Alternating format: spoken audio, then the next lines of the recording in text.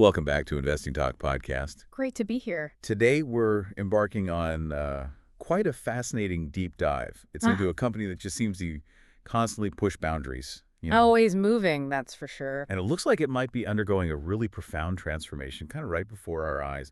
We are talking about Tesla. Yep. And there's definitely a lot to talk about right now. Exactly. We've gathered some critical clues. There's this recent sales explosion for a new model, an absolutely unprecedented compensation agreement for its leader, and a brand new strategic blueprint.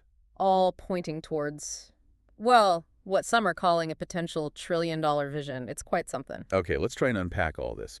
Piece together what these developments might actually mean for you listening, for the market, and maybe for the future of innovation itself. It is a lot to consider, no doubt. But we're here to help navigate this pretty complex and honestly exciting landscape. Yeah. And hey, if you find these deep dives valuable, please do remember to subscribe, like, and maybe drop us a comment. Yeah, we appreciate that. And if you'd like to support us even further, maybe consider buying us a coffee. The link's usually in the description. Always appreciated. So, where should we start? That Model YL news. Yeah, let's kick things off right there. It's a piece of news that's already making, immediate waves. Yeah. Really shows the company's ability to execute when they tailor something for a specific market. Mm-hmm. We're hearing about Tesla's Model YL, that's the extended wheelbase, 6-seat all-electric SUV, specifically launched in China. Right. And it has completely sold out for October in China, which is, a fiercely competitive market. Absolutely cutthroat over there right now. And new orders. They're now showing an earliest estimated delivery date of November 2025. Wow, so over a year out already. That's strong demand. It really is. This isn't just some small win. It's rapidly become one of Tesla's standout performers in what's arguably their most critical overseas market. Definitely demonstrates robust, sustained demand. And the market noticed. Right. This news alone apparently spurred the company's stock to jump over 6% overnight. Yeah, that signals some strong investor confidence in this localized strategy. So what's the deeper insight here? Well, what's particularly insightful, I think, is the precision of how this model was introduced. It wasn't just, here's another car. Right. It was meticulously designed, really catered to specific preferences of the Chinese consumer. Like that desire for more space. Yeah. Especially in the back. Exactly. That interior space, rear comfort, a smoother ride, feel things that are highly valued there. And its strong momentum is incredibly significant. Especially given the competition. Especially when you consider how many strong domestic EV players Tesla is up against in China. I mean, it's intense. So this success, it's more than just numbers for the quarter. Oh, yeah. It doesn't just drive quarterly sales performance, though it certainly helps that. It genuinely signals new, powerful growth drivers emerging from their, let's call it, traditional vehicle business. By showing they can adapt. Precisely. It demonstrates a nuanced understanding of diverse consumer bases.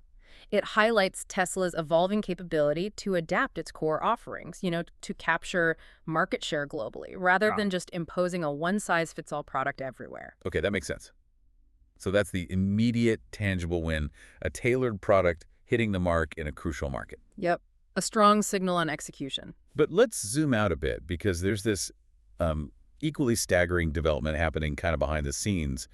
Something aimed at securing Tesla's leadership for the long haul. You're talking about the Musk compensation plan. Exactly. An unprecedented compensation agreement for CEO Elon Musk, potentially valued at, well, an astronomical $1 trillion.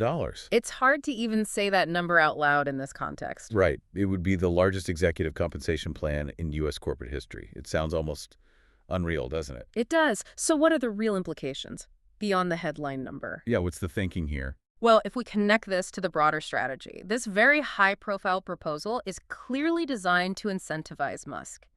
Not just to keep leading the company for years to come, but frankly, to push it into entirely new stratospheres of value. So it's tied to performance. Big time. Oh, absolutely. It sets a series of incredibly ambitious performance benchmarks over a 10-year span. And not just selling cars, I gather. No, definitely not just selling more cars.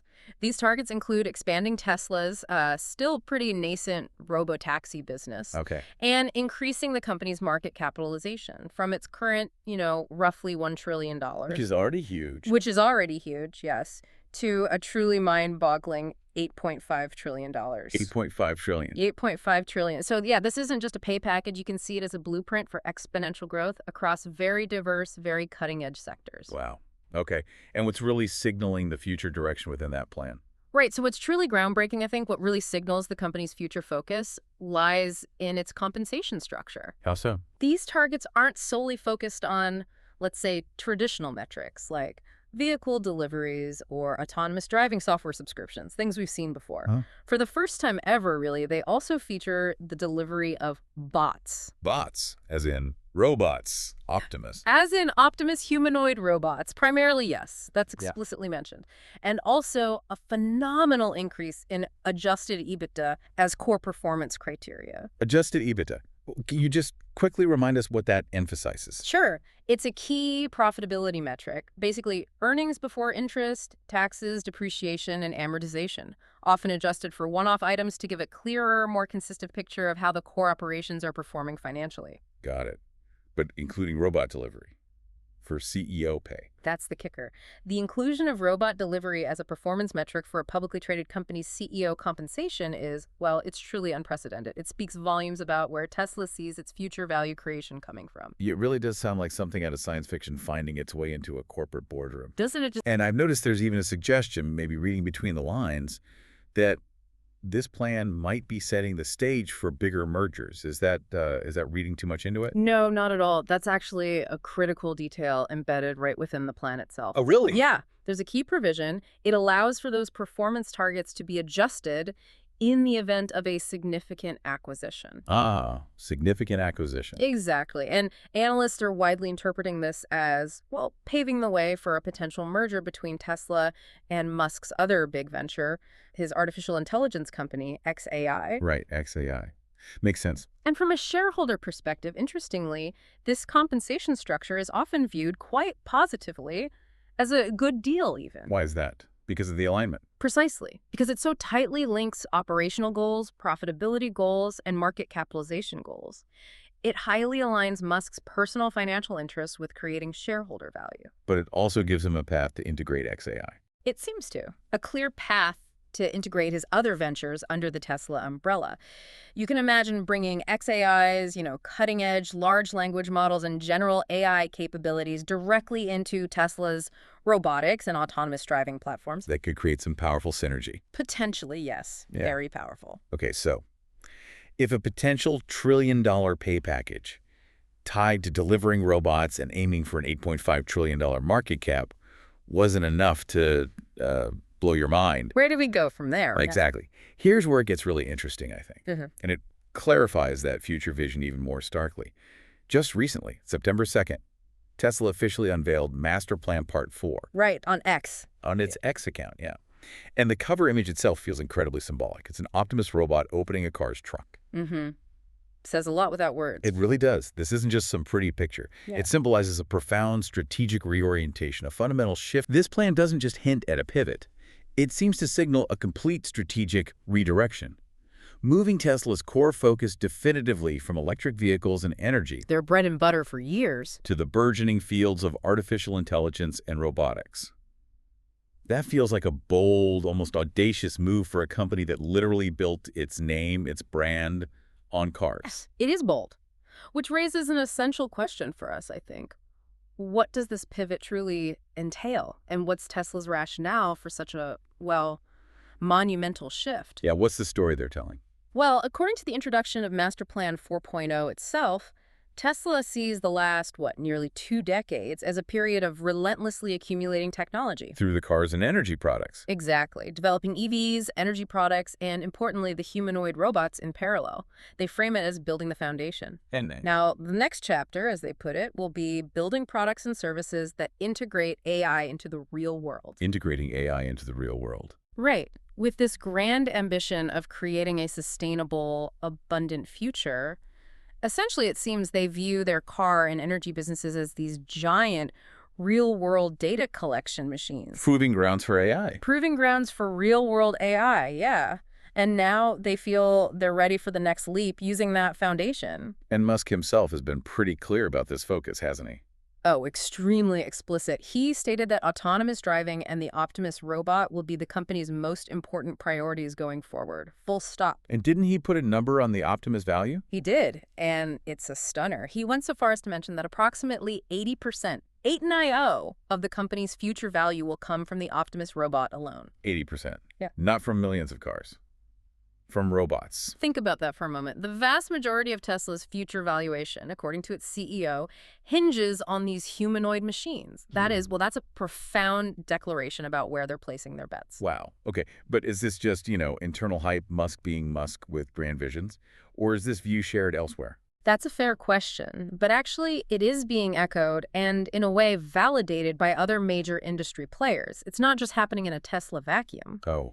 Well, for instance, NVIDIA CEO Jensen Huang, he's obviously a titan in the AI chip industry. He weighed in on this recently. What did he say? He stated that physical AI, meaning AI that interacts directly with the real world through robots, through machinery, he believes it will completely revolutionize the estimated $50 trillion global manufacturing and logistics industries. Huge sector. 50 trillion. Okay. And he made this powerful analogy. He said that the ChatGPT moment for robotics is rapidly approaching. The ChatGPT moment, meaning that sudden, widespread realization of capability potential. Exactly, that inflection point. So looking long-term, the idea is that the continued advancement of AI technology, combined with the sheer scale of real-world data Tesla is collecting From all those cars with sensors. from all those cars, is expected to become a kind of dual engine, powering growth in both Tesla's autonomous driving and its robotics businesses. Providing that upward catalyst for the stock price we talked about. Potentially, yes.